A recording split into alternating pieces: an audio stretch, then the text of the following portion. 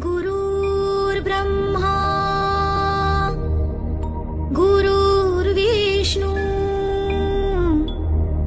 गुरुर्देवो महेश्वरा गुरुर्साक्षात् परब्रह्मा तस्मै श्री गुरुवे नमः। हेलो नमस्कार, मैं हूं विजय कुमार और आप सभी का दिल से अभिजीत परिवार में हार्दिक स्वागत है। हम पढ़ने वाले विज्ञान का एक चर्चित टॉपिक रक्त, जिसे हम सभी कहते हैं ब्लड। रक्त, आज हम इसके बारे में चर्चा करेंगे और विस्तृत पढ़ेंगे। रक्त की हम बात करें तो इस रक्त को तरल संयोजी ऊतक कहते हैं। क्या कहते हैं प्रिय विद्यार्थियों?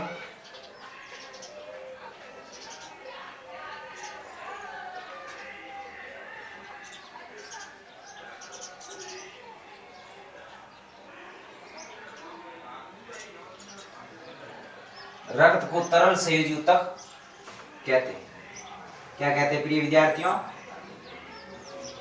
रक्त को तरल संयोजी ऊतक कहा जाता है। Blood is a liquid connective tissue. प्रिय विद्यार्थियों, रक्त को तरल संयोजी ऊतक इसलिए कहते हैं क्योंकि इस रक्त में प्लाज्मा और कणिका पाई जाती है।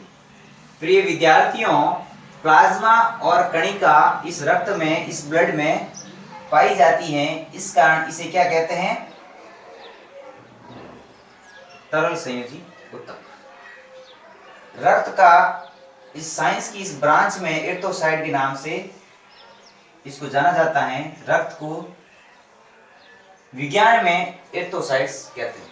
हम सभी भली भांति जानते हैं कि रक्त प्लाज्मा और कणिकाओं से बना होता है और प्लाज्मा रक्त का एक तरलीय भाग है। रक्त में जो तरलता से फ्री मूवमेंट करता है वो है प्लाज्मा। यानी प्लाज्मा रक्त का वह भाग है। कैसा भाग है? तरलीय भाग। कैसा भाग है प्रिय विद्यार्थियों?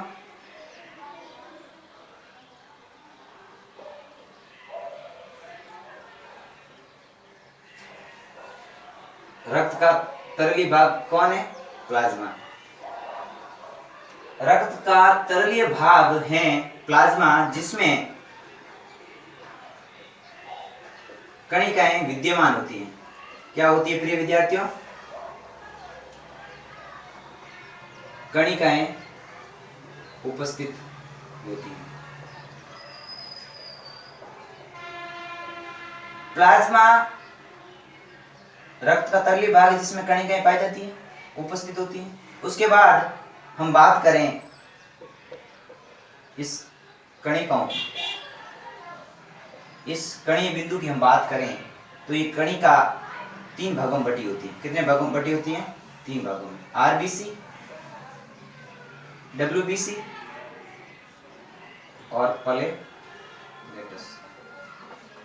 प्रिय विद्यार्थियों, ध्यान दीजिएगा कि आरबीसी, डब्ल्यूबीसी और प्लेटलेट्स तीनों के बारे में जब हम पढ़ते हैं तो सर्वप्रथम हम आरबीसी की चर्चा करेंगे। किसकी चर्चा करेंगे? आरबीसी की। तो आरबीसी को विज्ञान में एर्थोसाइट कहते हैं। दूसरी बात, आरबीसी का जीवन काल 120 दिन का होता है। कितने दिन का होता है? 120। हमारे शरीर में 4.5 से 5-6 लीटर खून बनता है। अगर हम किसी को डोनेट करें तो भी अच्छी बात है। अगर हम किसी को ब्लड डोनेट नहीं करते हैं, उसके बावजूद भी ये ब्लड नष्ट हो जाता है ऑटोमेटिक। इसलिए डोनेट करना चाहिए, इससे बेनिफिट भी है। पर प्रतियोगिता जो एग्जाम्स आते हैं उसमें क्वेश्चन आता है, एक प्रश्न आता है कि लाल रक्त कणिकाओं का जीवन काल कितना होता है?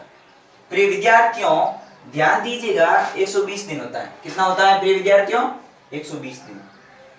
प्रिय विद्यार्थियों, आरबीसी पुरुष में पाई जाती है 4.5 से 5.5 मिलियन। कितनी पाई जाती है? मिलियन प्रति mm³। अब हम इसका विस्तृत अध्ययन करेंगे।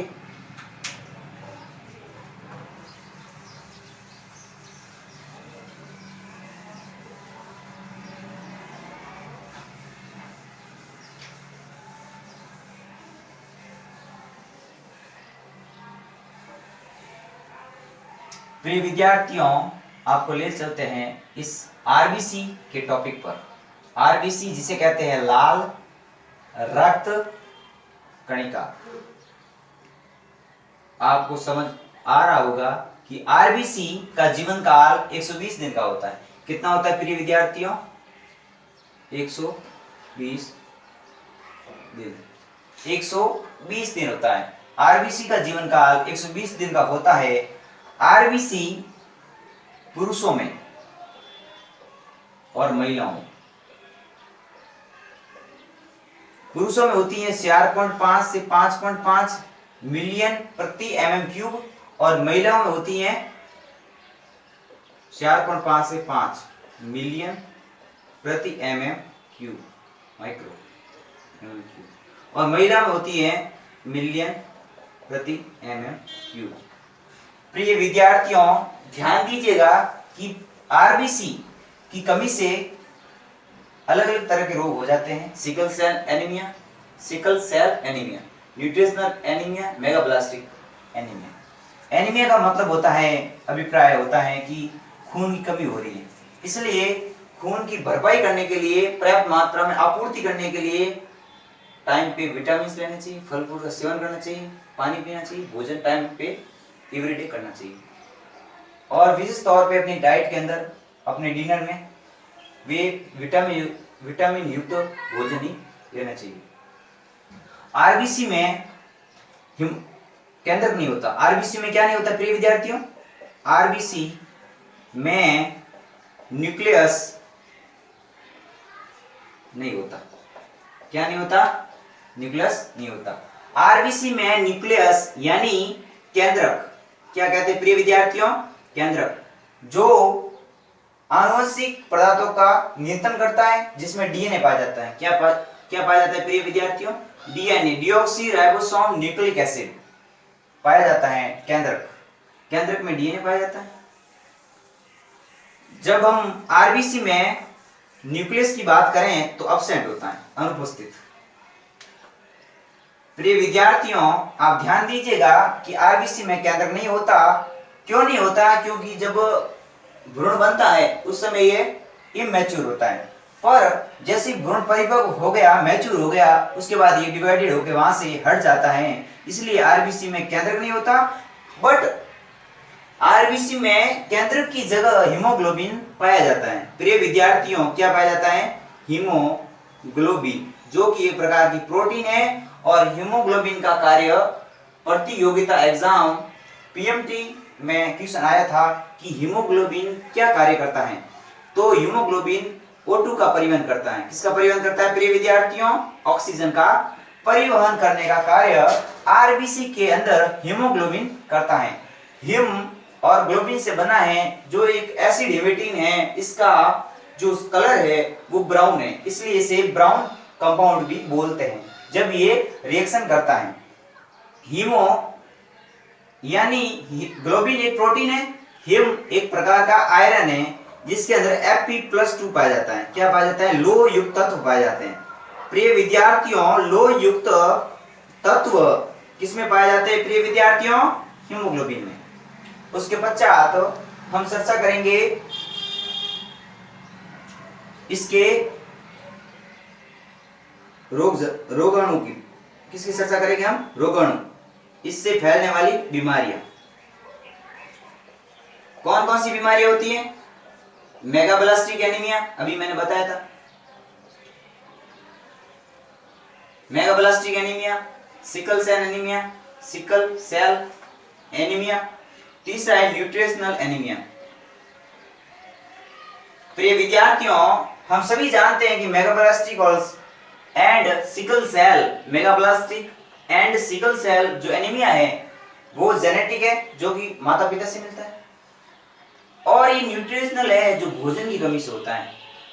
ये जो बाहर से जो भी प्रोडक्ट बनते हैं ना, चिप्स है, इसके अंदर मिलावटें आती है, अधिकांश देखने को मिलती है। तो क्या होता है, कभी कभार खाने से मिस्टेक होने लग जाती है बॉडी में। तो ये न्यूट्रिशनल एनीमिया भोजन, बाहरी भोजन करने से होता है, जिसे कहते हैं न्यूट्रिशनल पैथोजन। और ये बीमारियां संचरण आगे से आगे, जेनेटिक होगी तो आगे से आगे संचरित होगी। न्यूट्रिशनल तो एनवायरनमेंट के अंदर जीव रहता है ना, ह्यूमन बीइंग, तो ये तो भोजन के माध्यम से होती है। बट ये जो होती है ना, जेनेटिक होती है, जो माता पिता से संचरित होती है।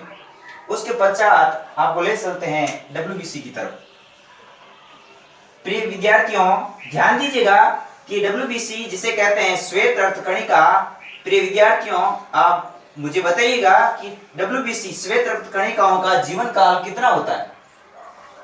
बताइएगा कि श्वेत रक्त कणिकाओं का जीवन काल कितना होता है।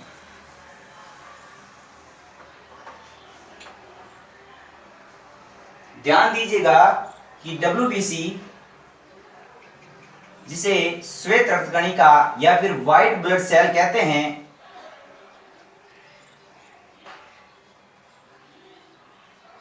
श्वेत रक्त कणिका जिसे व्हाइट ब्लड सेल कहते हैं, और इसका दूसरा नाम है ल्यूकोसाइट। क्या है प्रिय विद्यार्थियों?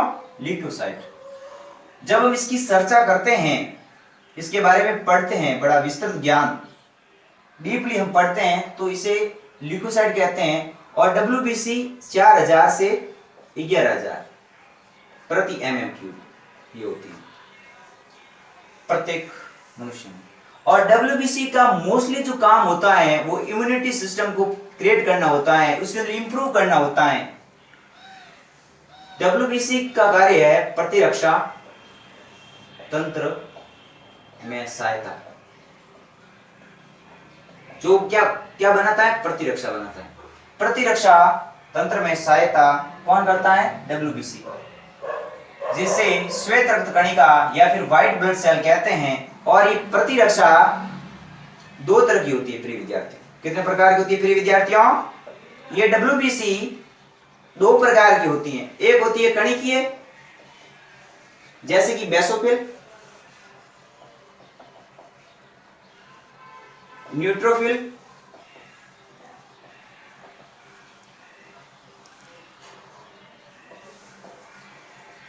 यूसिनोफिल। प्रिय विद्यार्थियों, ध्यान दीजिएगा कि कणिका जिसे इंग्लिश में कहते हैं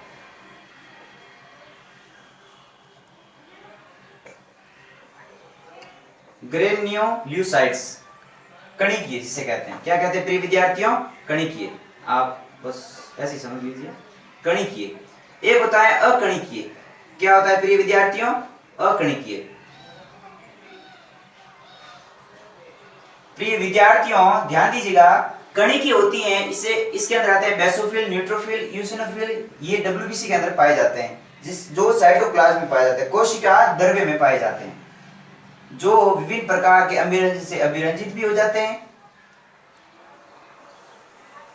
और देखने में ऐसे दिखते हैं, इस तरह से। और आरबीसी को देखने पर ऐसे दिखती है आरबीसी, इसे कहते हैं आरबीसी, रेड ब्लड सेल। ठीक है, वो पहले समझा दिया था आरबीसी के बारे में, यहाँ पर तो डब्ल्यूबीसी के बारे में पढ़ेंगे। ठीक है, डब्ल्यूबीसी में श्वेत रक्त कणिकाओं में हम पढ़ते हैं कणिकीय, ग्रेन्युलोसाइट के अंदर बेसोफिल, न्यूट्रोफिल, यूसिनोफिल हो गया। ये उदासीन होता है, ये अम्लीय होता है,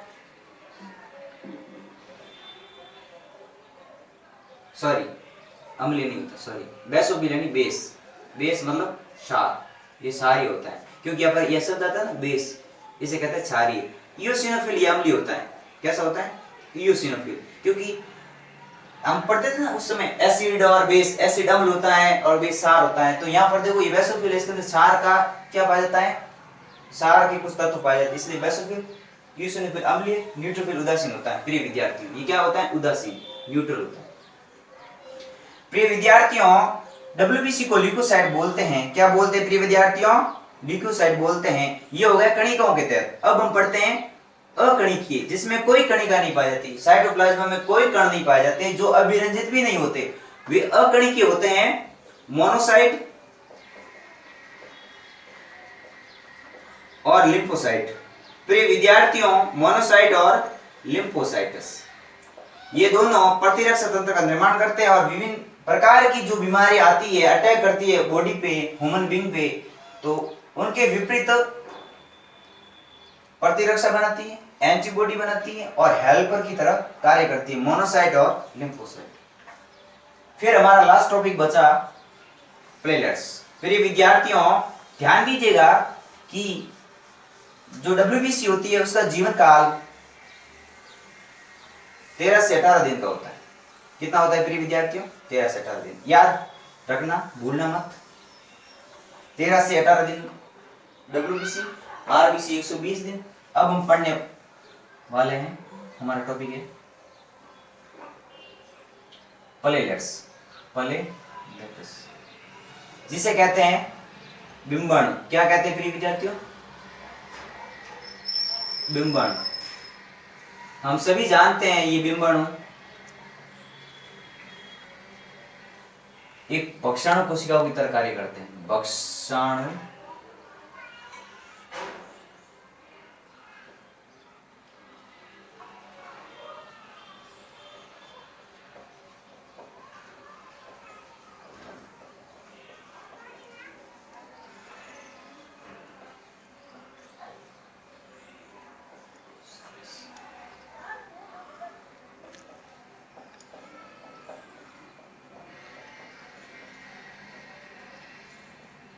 फैगोसाइटस, भक्षाणु कोशिका।